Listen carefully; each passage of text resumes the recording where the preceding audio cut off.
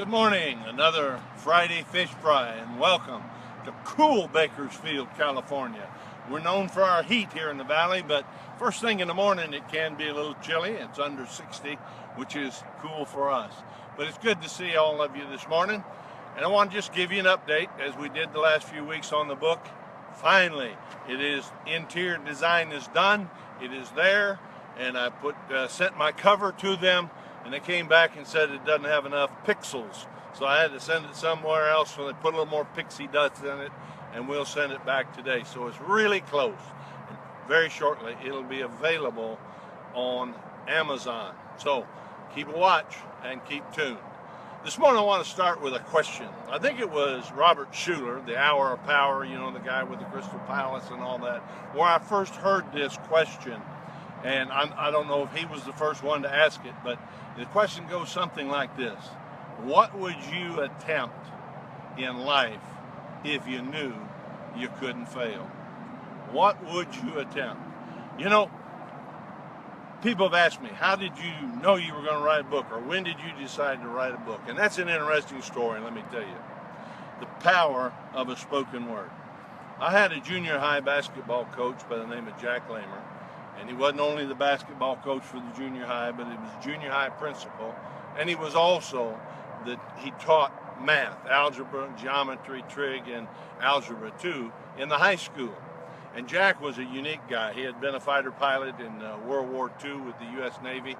And if you weren't prepared for class, you could try to get him off on a tangent talking about airplanes, and he would do that. But one day, here's what he said, and listen to this. This is how just the spoken word can change a person's life. One time he was talking, and he would get off and pontificate and philosophize somewhere else and doing this and that. But one day he was talking, and he said to the class, he said, you know what? If y'all want to do something that's really tough, try writing a book. And I can remember that day. I almost can remember what I was wearing. I believe it was in Algebra 2, my junior year in high school.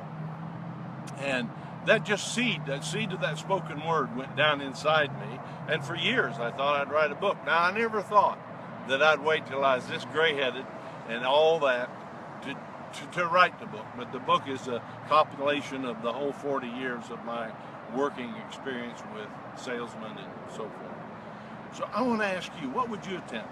What's on your bucket list? It wasn't too many years ago that Jack Nicholson and Morgan Freeman had that movie called The Bucket List. What's on your bucket list? But I don't care about the whole list. I want to ask you a question this morning. What is it that deep down inside of you you'd like to take care of before you leave this earth? There's someone's spoken a word to you. Could have been a teacher, could have been a coach, could have been one of your pastors, could have been a friend, could have been a TV commercial that put a spark inside of you of something you wanted to take care of before you die. Well, let me tell you this. You're not getting any younger. You're not going to be much richer unless you win the lottery. Let me ask you, why don't you sit down this weekend, take this weekend, try to find 30 minutes or an hour where you can get just aside, get a cup of coffee or your favorite beverage, and just sit down and try to get in touch with that one thought deep inside of you that you said, one day, I'm going to do this. I'm going to challenge you. Do it this weekend. You'll be happier for it. You'll get some clarity. You'll get some direction. And boy, life is wonderful with direction. God bless you. Have a great day. And see you next week on Friday's Fish Fry.